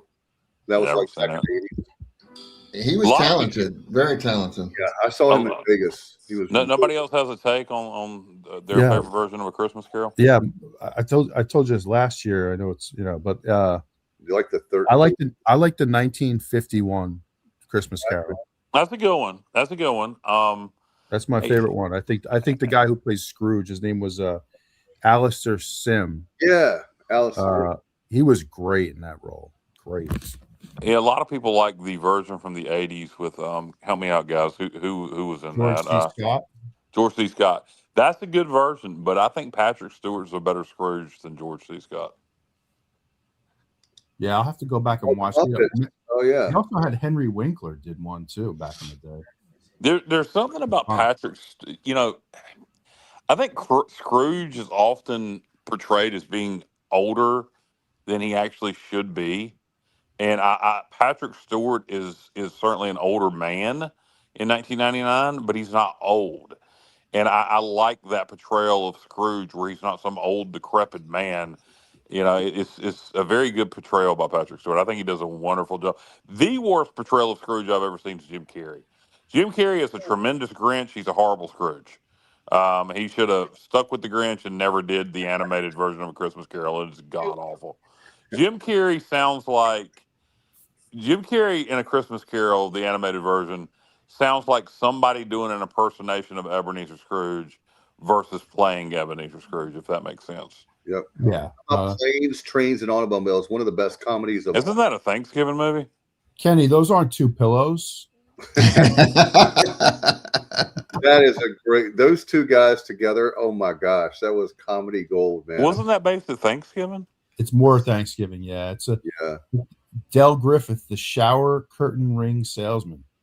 Classic role. I'm going to agree with Kenneth Maynor on this one here.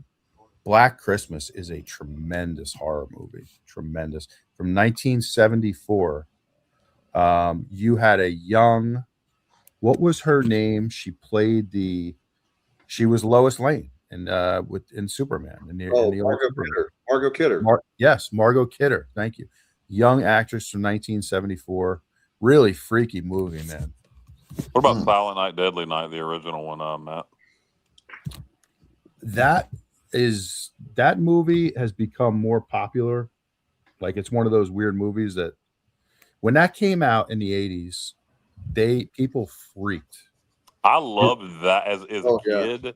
I loved Silent Night, Deadly Night and Silent Night, Deadly Night 2. I used to rent them repeatedly. Yeah. Long King Guru 22 said, whoever it is, I'm shocked no one has mentioned Die Hard yet. It's because it's not a Christmas movie. Painter, Captain Ben Stolen, all these folks are. Is Trading Places a Christmas movie? Kyle? Trading Places, is that a Christmas movie? With Lindsay Lohan? No, Eddie Murphy and I'm going to obviously answer this question. I've never seen it. You've never seen wow. Oh, wow. No, I have not. I thought it was a Lindsay Lohan movie. Clearly not. Hey, Matt. So he's making you watch Ernest Saves Christmas. Ernest Saves Christmas is a tremendous movie. I like Ernest. I'm giving you a hard time. I like Ernest, but Trading Places is a good movie. Clarence Beeks. Oh, great character, man. Matt Redman said, "You lost me at It's a Wonderful Life is overrated." It is overrated. No. We're gonna do a review. We're not gonna after tonight. No more. Okay. Yeah, I am thinking Parent Trap. No more mentions of Ernest until the big reveal next week. On Sunday. Yeah, I got to watch it, man. I'm going to watch it as well. So Gremlins is not a Christmas movie. It takes place at Christmas, but Elf is definitely a Christmas movie. Yeah, am I the only one that thinks Dirty Santa was funny? Bad Santa. Bad Santa. Yeah, with Billy Joel. Bad Santa. Yeah, that's a big admission on everybody's part. Bad Santa is excellent. The sequel. Thank you. The sequel, Bad Santa 2, is not that great. No.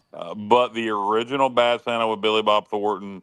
Yeah. I mean, just. Hey, Matt. The interaction with him and that little boy just. There you go. The warm world of electric sex. Matt purchased a leg lamp today, guys. Monica, let me tell Monica. It's funny Monica mentioned that because just today I put up a 2-foot leg lamp. And that is exactly what I texted Matt when he sent me the picture of it, Monica. I said the warm glow of electric sex. And you know what? The best part of the story was my wife actually liked it. Really? It was Nice. it was an ode. What do they call that? Like an ode or I don't remember what the word is, but it was basically paying respect to the movie. She liked it. So an ode, a tribute. Yeah. Well, why wouldn't she like it? Yeah, well, that's the funny thing about the movie. Remember how the wife hates it so much? Yeah. Well, it's the 1940s. I mean, yeah. Bad Santa is tier 1. Bad Santa. Look, that's what I was about to get to. The interaction between Billy Bob Thornton and the little boy in that movie. I can think about them driving in the car, and he goes, "God damn it! Did somebody drop you on your head? How could they drop me onto my own head? No, not onto your own. Are you effing with me?" And just the. I agree, There's so Kyle. much great stuff in that movie. I love the mom from Gilmore Girls. The Santa. There's a lot of great parts in that movie. Alan said, "You've never seen Trading Places. My God, how sheltered of a life do you live?" Not very, but I've never seen that movie. I love this from Monica Fragile. Oh yeah, Yeah, it must be major Italian. award. It was a major award, Monica. I had to put it up. They could have been a bowling alley. Oh man, I've actually had it where on Christmas Eve I had to. So many quotes we can do from A Christmas Story. Yeah, I actually had Christmas. I can't remember where. Maybe about 20 years ago, I was going somewhere and the people said they were cooking, and they didn't cook. So we actually got Chinese food, and I said, "This is like great because I love Deck the Rose with bells of Rory, rah rah rah rah rah rah rah rah. Deck the halls." They bring the goose out and they chop the head off, and it's a fantastic movie. And that's another. Some people hate A Christmas Story, which I do not. Hey, I'll tell you an interesting take on A Christmas Story, in my opinion. And we're going to do all this Sunday night. Tune in for the Christmas special now that we've done it twice already. But as a kid, when I would watch A Christmas Story, I thought the old man was mean. As a kid, when I would watch that, I would think the old man was mean. As an adult, he's not mean at all. He's just a stressed dad. He's got a good sense of humor. He and then at the end of the movie, something you don't even, as a kid, you kind of overlook. The whole time you don't even realize he's paying attention that Ralphie wants this BB gun. Ralphie's asked his mom, he's asked Santa, but he didn't ask his dad, and the dad gets it for him. And just little subtle things like that make that movie great. I think the people that don't like that movie, besides if they're just tired of it, I could get that. The people that don't like that movie don't get that movie. They don't get the subtle nuances of it. Yeah, Monica said, "Typical dad crashes out." Exactly. Yeah. Look, Scott Farkas is really great. Robert, Eddie Murphy's first movie was 48 Hours. I'm a big Eddie Murphy fan. So that was the second or third movie. Second, I think. But the first was 48 Hours with Nick Nolte. Scott Farkas is one of the great movie villains of all time. And, you know, I remember I saw that movie in the theater. I did too, Matt. Yeah. Cool. I saw it with my entire, my mother, my dad, my brother. And when Scott Farkas got his ass handed to him, we were jumping up and down. Yeah, when Ralphie beats the crap out of him, and Ralphie, your mother, because he's cussing like crazy. My neighborhood in New Jersey, where I grew up, we had 10 Scott Farkases. So, you know, we. Which one were you, Matt? I was Ralphie. I was Ralphie. Were you really? Okay. I did put it on a Scott Farkas in the neighborhood one time. Yeah, that movie, I saw that. You know when you saw a great movie is when you can remember like who you saw the movie with, what movie theater, you know, those kind of things. When you see a crappy movie, you don't always remember that you saw it, and you certainly don't remember what movie theater and who you saw it with. Anybody wants to do themselves a favor, this is kind of interesting. Go on YouTube. I guess it's still up there. You can find the Siskel and Ebert review of A Christmas Story. And Siskel and Ebert did not always get everything right, but they did A Christmas Story. They said, one of them, I don't remember if it was Gene Siskel or Robert Ebert, says in that review, he says, I got a feeling nobody's going to see this movie, and then everybody's going to end up seeing this movie. He says that in the friggin' review. Pretty close to an exact quote. And I mean, that's he how do you get that right like that? That's like Holton in the bowl game last year. Right. No doubt. Monica. National Lampoon's Christmas Vacation, Monica. Yes, one of the best Christmas movies ever. Hysterical. The slapstick. Classic Chevy Chase slapstick. Great one-liners. Cousin Eddie. Is Rusty Aunt Bethany maybe makes that damn movie is Rusty still in the Navy? And you know, just how many times have you guys, be honest, how many times have you watched the movie Christmas Vacation? I gotta be over under 50 at least once or twice a year, Matt, since the movie came out. Yeah. God, all right, so from beginning to end, like unedited, maybe the 10, catching it on TNT or AMC or TBS, probably 225. Wow. I mean, I'm exaggerating, but you know, you turn on TNT or AMC or TBS, whatever channel it happens to be on that year, and they show it repeatedly, and so you catch bits and pieces of it. You know, the only bad part about catching it on cable television or broadcast television is, you know, a lot of the good lines are edited out, like you know, like when Clark has the rant about you know, there's a lot of stuff that's edited out of those. You know, I never knew for years that in the original Vacation movie, Beverly D'Angelo showed her boobs. You did? Yes. If you watch it, not on TBS or TNT, watch it somewhere. The original version, not edited. Yes, she does in the shower. You're talking Christmas Vacation. We're not talking the original Vacation. All right. They go cross country. Yeah, when you would still want to see Beverly D'Angelo's boobs. We're talking early 80s. Oh, my Lord. Well, would you want to see them now? I'm not commenting on the way. I think she's got to be, 70 years old? Exactly. I mean, and she was starting to get... starting to hit middle age in Christmas Vacation, but in the early 80s, in the original Vacation, they were still standing up nicely. Hopefully, my wife just walked in the room, so there's not going to be any comment from me right now. Oh well, because she doesn't know you like boobs. Oh boy. So hey, I think we should probably, considering the fact, JR, right, that we have the Christmas extravaganza next week. Maybe we should, or Sunday.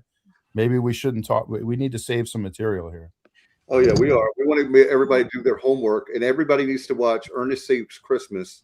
And you're going to say yes, you liked it, or no, and we're going to take a poll. And I will say this to Matt and JR. Okay, Two things about Ernest Saves Christmas. One, you got to keep in mind, I watched it as a kid, so there's a huge nostalgia factor for me with Ernest Saves Christmas. Two, I would advise you as adults, if neither one of you watched it as a kid, have some sort of substance, your preference, whether it be alcohol or something else, and sit back and enjoy the laughs. All right, I saw Ernest Goes to Camp at the Galaxy Theater downtown Williamston when it came out. So Ernest Goes to Camp's very good. It's probably my second favorite Ernest movie. Yeah, I don't have anything against Ernest. I'm just curious what Matt's going to say about it. So, do you guys want to? I'll give you a full evaluation, and I hope that some of the people who listen tonight and also on last night. Wait, I hope that some other people will watch it too. And Matt, what I will tell you to really notice in that movie is when Ernest plays his characters, when he plays the governor's assistant to get into the prison to break Santa out. And then when he plays you're ruining it, Kyle. This is a spoiler. No, I'm not ruining you anything. I'm not ruining anything. Now I know that he's.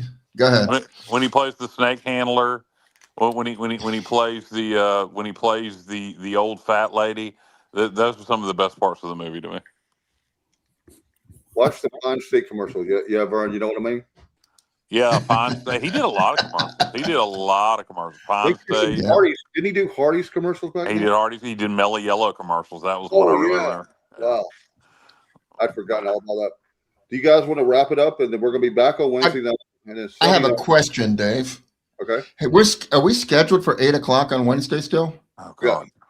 Okay. What are we gonna well, talk I'm going to about? be late. I'm going to be late because the Pirates, the basketball game's at 7. I'm definitely watching that. So, or maybe I can watch it Wednesday if we got a basketball game. That's what I'm thinking because we just had a good show tonight, and we got, we have to watch Ernest Saves Christmas, so we don't have a lot of time to be doing podcasts on Wednesday, do we?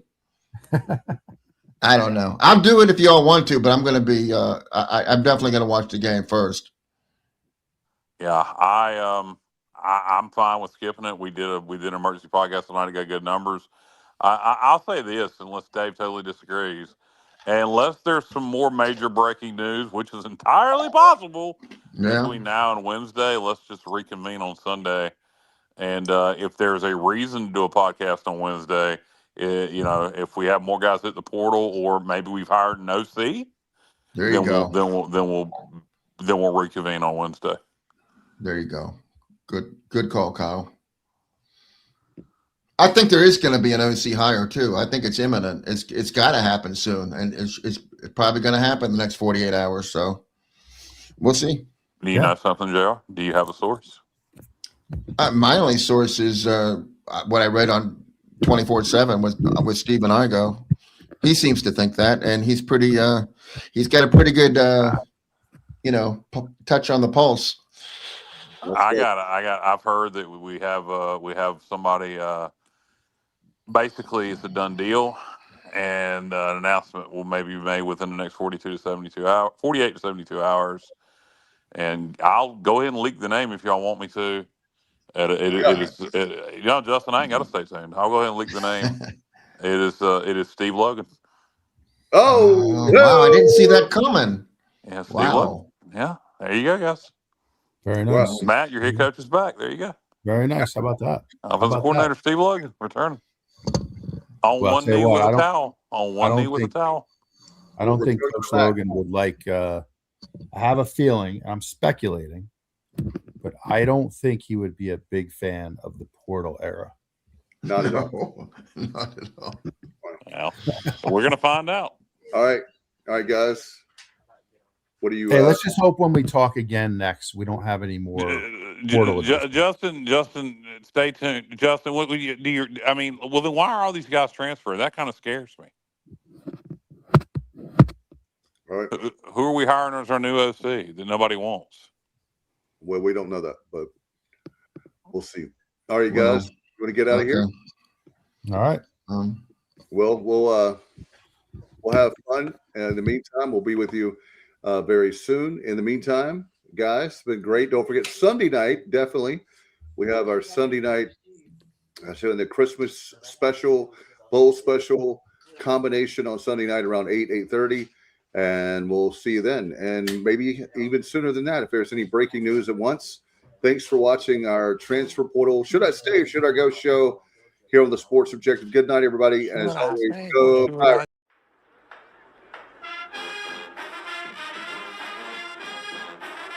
You're watching the Sports Objective, the podcast for Pirates.